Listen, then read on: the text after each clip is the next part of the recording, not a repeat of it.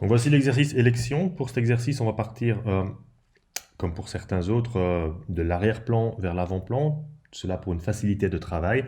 Donc dans ce cas-ci, je vais commencer par appliquer un fond bleu. Donc j'ai placé déjà mes éléments sur mon plan de travail Illustrator, ainsi que mon modèle. Je vais vous montrer également comment on peut facilement créer les éléments, les déplacer toujours à la même distance. Donc déjà, la première chose, je vais placer mon modèle sur un calque que je vais verrouiller, comme ça je n'ai pas la possibilité de le bouger. Pour cela, on va travailler pas mal avec la palette de calque.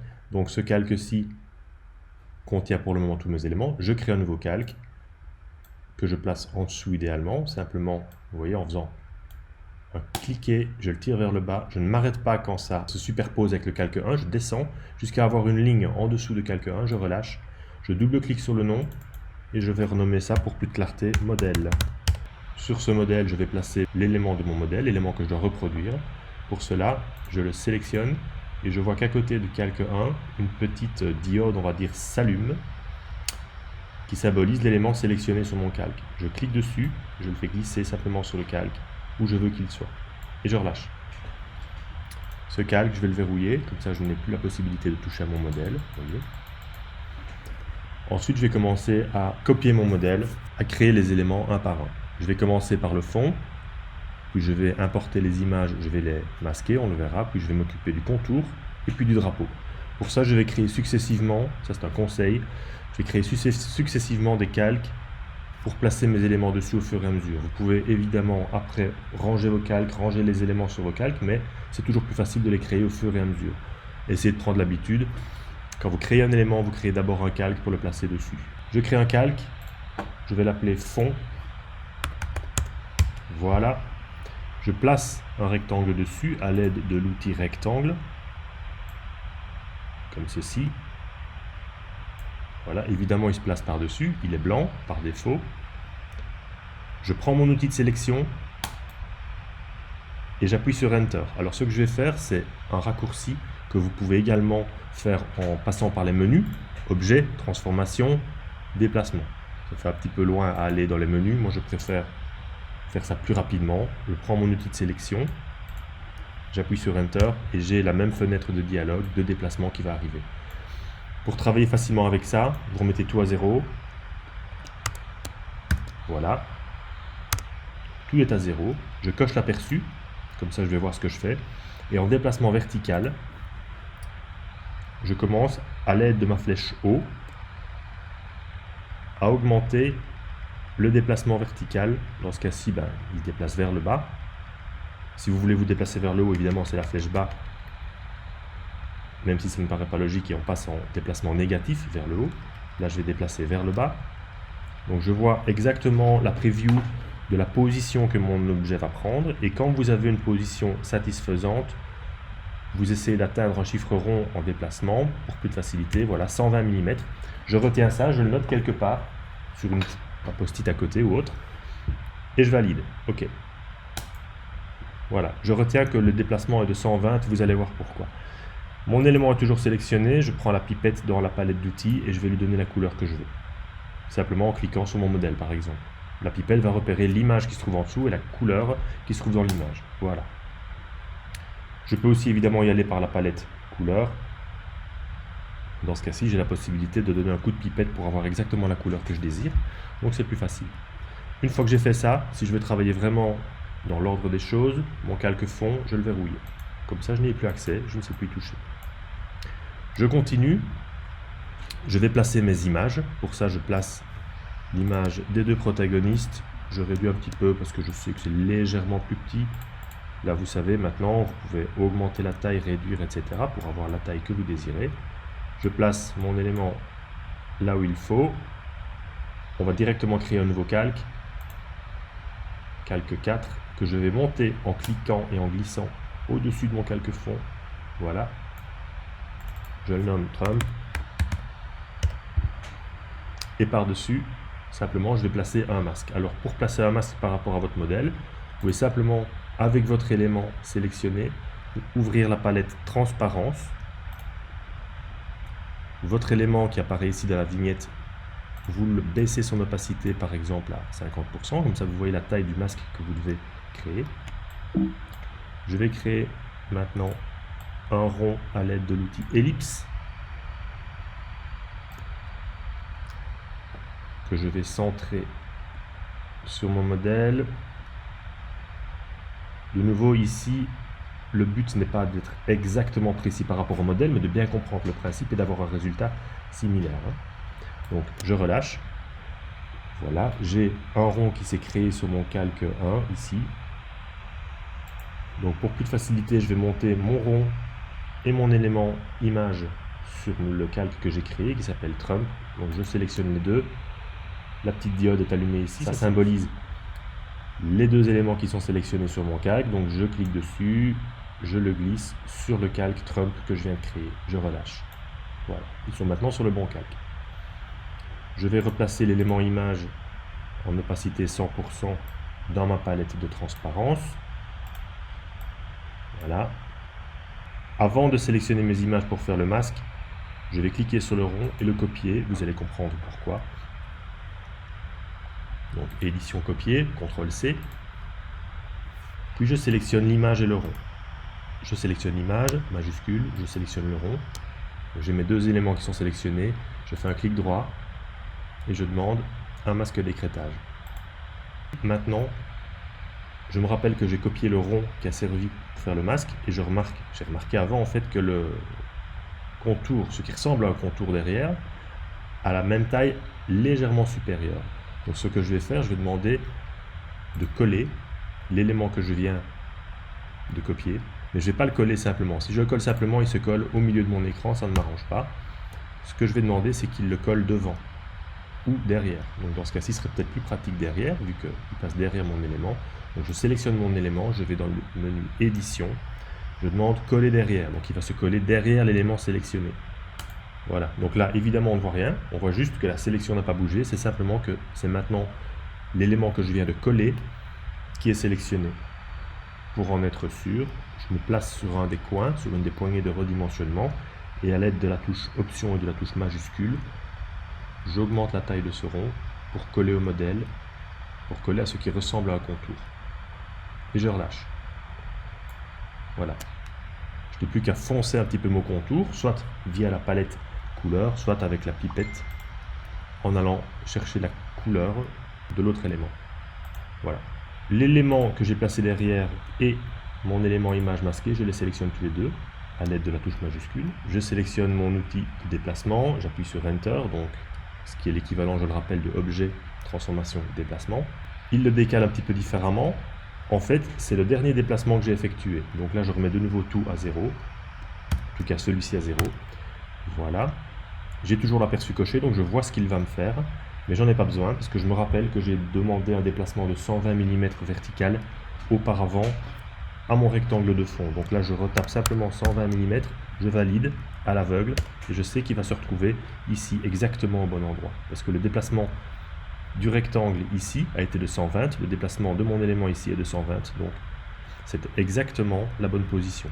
Je n'ai plus qu'à faire la même chose avec Hilary, je la place,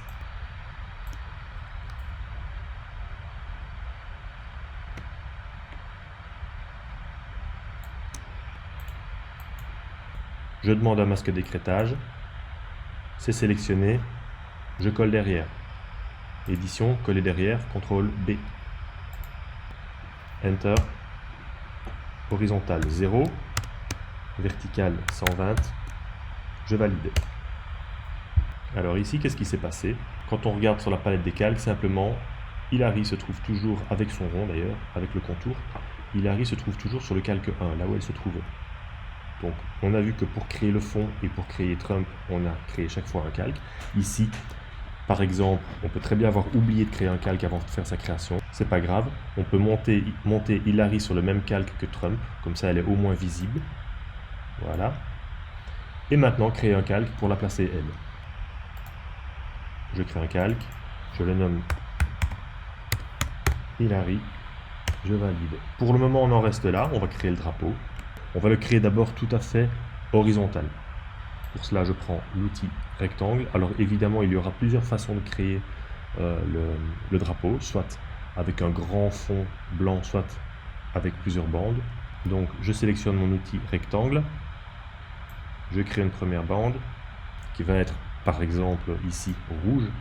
Je prends mon outil pipette, je sélectionne la couleur rouge, je vais me rapprocher. Ici je regarde le nombre de bandes, 1, 2, 3, 4, 5, 6, 7 après la bande principale, donc je clique dessus et avec la touche option et la touche majuscule pour être bien vertical, je duplique l'élément. Et vous remarquez que c'est aimanté dès qu'on arrive à la base de la première bande. Je relâche. Donc là, j'ai une première duplication de ma bande. Maintenant, ce que je peux faire, ça c'est un petit raccourci rapide quand vous voulez créer plusieurs fois la même chose. Je viens de faire une action. L'action ici était de dupliquer mon élément. Je vais faire CTRL D, 2, 3, 4, 5, 6, 7. Voilà, donc là j'ai exactement la même duplication qui s'est reproduite. Simplement, je vais aller par-dessus. Je vais aller en fait prendre une sur deux avec majuscule. Et celle-là, avec la palette de couleurs, je vais les colorier en blanc. Hop, voilà. Ce que je peux faire dès maintenant, c'est sélectionner les rouges avec la touche majuscule et demander édition associée. Comme ça, mes éléments sont groupés et ils bougent ensemble. Donc, mon élément, je le descends un petit peu pour voir la largeur du rectangle bleu. Je sais que Illustrator me signale quand je suis sur un point d'ancrage ou sur un tracé. Donc là, je vais simplement me mettre sur le point d'ancrage ici, en attendant que le point d'ancrage s'allume avec mon outil rectangle. Et je vais tirer un rectangle sur 4 bandes qui a plus ou moins la même largeur que mon modèle. Je relâche. Avec la pipette, je lui donne la bonne couleur. Ok, je prends mes deux éléments, je les descends un petit peu, je regarde combien je dois mettre d'étoiles. 3 sur la première bande, 3 sur la seconde, a priori 3 sur la troisième bande, sur la troisième ligne. Je vais utiliser l'outil création d'étoiles. Je tire une étoile, vous remarquez qu'elle n'est pas parfaite, on voit que les branches ne sont pas horizontales. Quand vous créez une étoile, vous pouvez faire varier la longueur des pointes simplement avec la touche Command. La touche Command vous permet de tirer les pointes en gardant le rayon intérieur. Vous voyez, le rayon intérieur, c'est les coins intérieurs en fait, de l'étoile. Fixe et vous tirez les pointes. Vous pouvez aussi réduire pour avoir une étoile qui est un peu moins pointue. Pour avoir une étoile de type américaine, comme sur le modèle, il suffit, pendant la création, d'appuyer sur la touche Option, Alt. Et là, vous avez une étoile régulière. Si vous appuyez sur la touche majuscule en même temps, cette étoile est horizontale. Donc là, simplement, je vais regarder la taille de mon modèle. Je vais relâcher toujours d'abord la souris quand la taille me convient. Et simplement la colorier en blanc. Avec mon outil de déplacement, évidemment, je la mets là où il faut. Je la redimensionne si nécessaire. Et je vais la dupliquer. Pour ça, je me rapproche un petit peu, c'est plus précis. Je la duplique, donc à l'aide de la touche Alt et majuscule pour rester horizontale. Et pour avoir la troisième étoile de la ligne, comme tout à l'heure avec les bandes, CTRL D. Comme ça, elle se trouve exactement à la même distance. Je vais créer la deuxième ligne simplement en appuyant sur la touche Option. Je duplique. Je la mets là où il me semble qu'elle se trouve sur le modèle. Voilà. Et puis là, je vais demander également CTRL D, même si ça va décaler mes 3 étoiles. Pourquoi? Parce que simplement, je sais que le déplacement vertical est le même que celui que je viens de faire auparavant. Avec la touche majuscule, je prends mes 3 étoiles, je les déplace vers la gauche et elles vont s'aligner maintenant sur l'étoile du dessus. Je relâche la souris et j'ai mes 9 étoiles. Une fois que j'ai fait cela, je prends avec la touche majuscule tous mes éléments,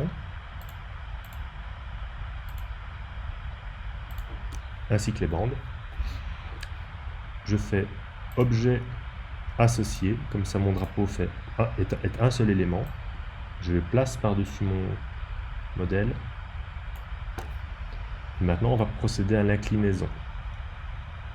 Alors, pour faire une inclinaison de ce type, on va utiliser un outil qui s'appelle l'outil déformation, ici, qui se trouve derrière l'outil rotation, mise à l'échelle et miroir.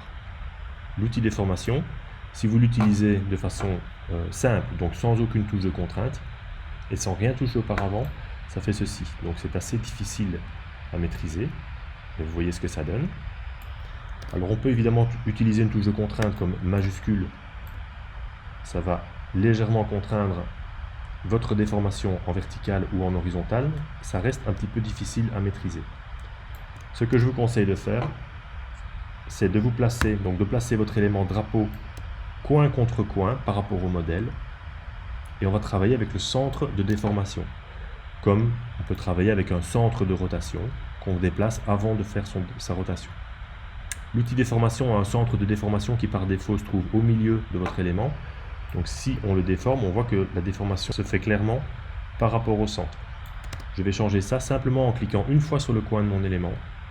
Maintenant, le centre de déformation se trouve ici, sur le coin, ça veut dire que ce coin-là ne bougera pas. Si je mixe ça avec la touche majuscule, la déformation va être verticale, donc là c'est beaucoup plus facile d'abaisser le drapeau et même, on reste en vertical un minimum quand même, et même d'aller faire coïncider le coin inférieur droit au modèle. Une fois que c'est bon, je relâche la souris d'abord et l'inclinaison est quasi bonne. On voit que si je masque le calque Hilary sur lequel il se trouve encore, d'ailleurs je n'ai pas encore déplacé Hilary, si je le masque, on voit que l'inclinaison est relativement fidèle. Maintenant on va procéder à une petite étape de replacement des éléments sur le calque. Je regarde à nouveau mon modèle.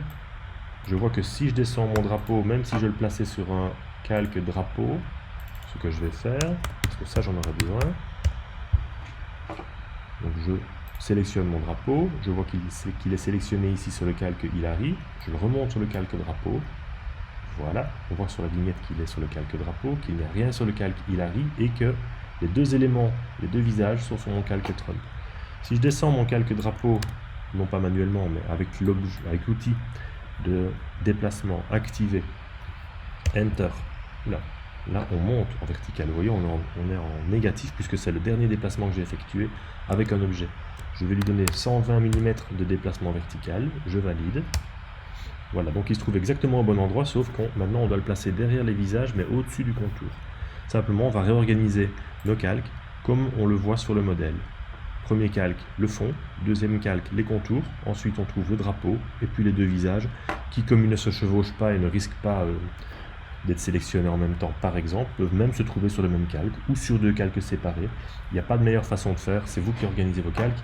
L'important étant d'avoir des calques bien distincts et clairement nommés pour pouvoir s'y retrouver ou pour que la personne à qui vous allez envoyer le fichier pour travailler dessus s'y retrouve.